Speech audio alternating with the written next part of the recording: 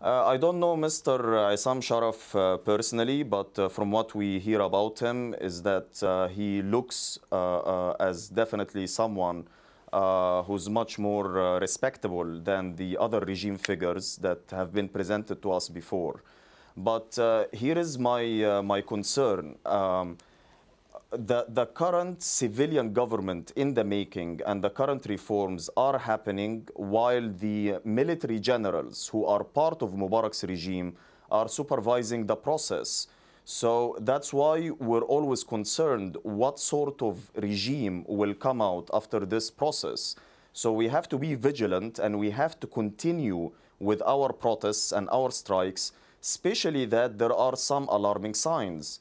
Today, the military police suspended by force a strike by the gas and oil workers in Nasr City who were protesting in front of the oil ministry, and they arrested 20 and they injured 3. This is happening as also other protesters like our friend Amr Abdullah al-Bahiri have been sentenced on bogus charges in a military tribunal a couple of days ago to 5 years in prison. So as you can see, there are conflicting signs that we are receiving, so we have to continue to be vigilant. What let's talk a bit more specifics about the civilian government that you mentioned earlier. What other posts do you want to see people replaced? Well, definitely all the posts. Not a single post would be an exception. This is a revolution. A revolution is about, at the end of the day, establishing a new regime. A new regime means new institutions and new structures. We have a saying here in Egypt, ما ينفعش تعمل من الفسيخ شربات. You cannot make a sweet drink out of rotten fish. And the Mubarak's dictatorship has been a rotten fish. So all officials coming from that dictatorship will be rotten fish, as well as the institutions. It's not just about individuals. For example, how can you reform State Security Police and our Interior Ministry? This is an institution that has been solely devoted not to the protection of the public security of the Egyptian citizens, but of the political security of the state. Now, to think that if we get a new general to lead that institution, speaking of which, there was a very worrying report today in Al-Ahram mentioning that General Nabil Al-Izabi is recommended for that post. We cannot confirm that, but General Nabil Al-Izabi is the butcher of Kifaya, as we call him. He's the guy who oversaw the crackdown on the Cairo Spring in 2006, and he's the guy who orchestrated the sexual assaults against women reporters and activists on the 25th of May 2005 in what became to be known as Black Wednesday. So that's why, although it's definitely an optimistic sign that Shafiq was impeached or he resigned, and that we have a much more respectable figure now, but we have to continue to be vigilant.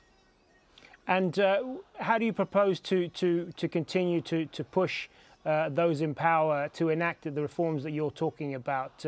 Is it continued protests out in the streets?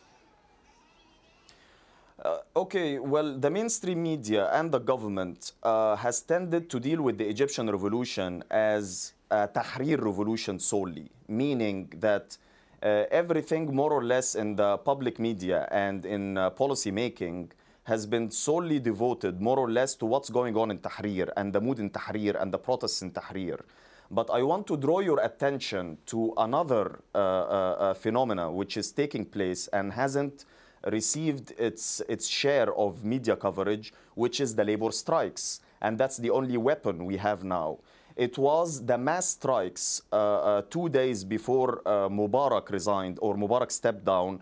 These are the mass strikes that brought down Hosni Mubarak.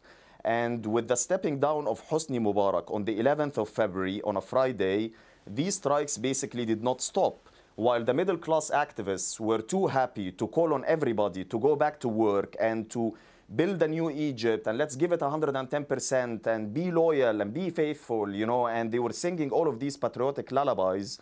Now, I'm afraid that the working class cannot afford doing the same, because a middle class, let's say a middle class person who works in a job, probably he's getting something like that's more than 1,000 Egyptian pounds and can go up to 7,000 Egyptian pounds. But if you look at the public transport workers here in Cairo who've been staging continuous strikes and demonstrations, you can meet a worker or a driver who's been in service for 20 years and he still receives 189 Egyptian pounds. I cannot ask this worker to go back and to resume his work under these conditions. And these workers are not going to wait for another 6 months when the military junta would be kind enough to allow us a civilian government in order to get his economic rights. So if you ask me about what's the next step is throwing ourselves 120% in this current strike wave, unionizing workers, bringing together strike leaders in a national network, meaning establishing a new trade union federation, and last but not least, establishing a workers' party that will represent the political interests of the working class and the majority of the urban poor in Egypt in the current revolution.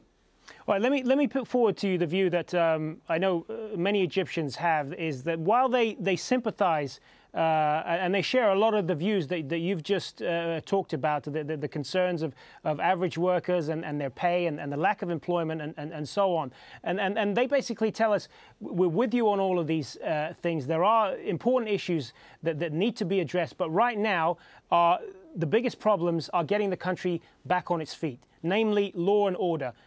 Crime has been rampant since these protests began, since the police largely disappeared from the streets. That is something they say needs to be addressed right away. Also, economic stability. You talked about raising people's wages, raising people's standard of living.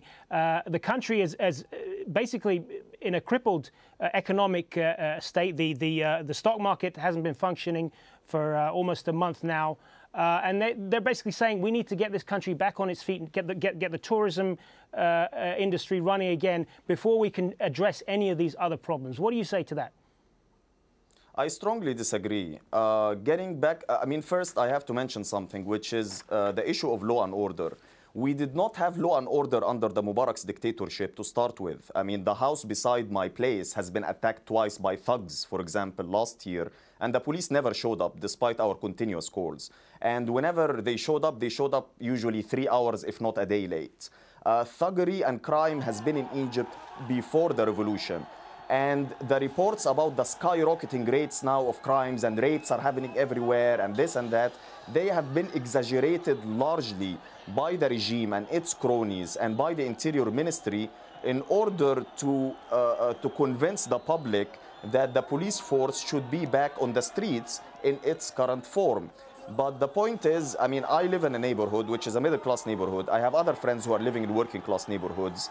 And security has been run by the popular committees and citizen watchdogs. And actually, we didn't face much problems. Now, regarding getting the country back on its feet, I mean, this is a very confusing term. What do you mean getting our country back on its feet? I mean, the country was not standing on its feet to start with. Secondly, those workers and what they are doing. What I mean is that the tourists have left. Foreign investment is drying up. People aren't able to take money out of the banks. We're talking about everyday economic activity that is essential to the functioning of the country. Exactly.